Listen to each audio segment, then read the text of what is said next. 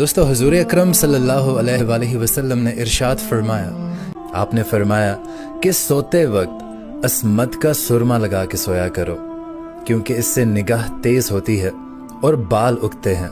आपने फरमाया कि जो शख्स अपनी मूंछें छोटी ना करवाए वो हम में से नहीं है। आपने फरमाया कि जो शख्स किसी प्याले में खाकर उसे चाट ले तो वो प्याला उसके लिए दुआए मग़फ़िरत करता है।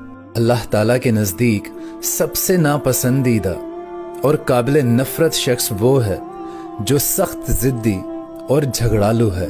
आपने फरमाया कि 3 दुआएं ज़रूर कबूल होती हैं जिनकी कबूलियत में कोई शक नहीं है। पहली, बाप की दुआ, दूसरी, मुसाफिर की दुआ और तीसरी, मजलूम की दुआ। आपने फरमाया कि खैरात को मत रोकना वरना तुम्हारा रिस्क भी रोक दिया जाएगा।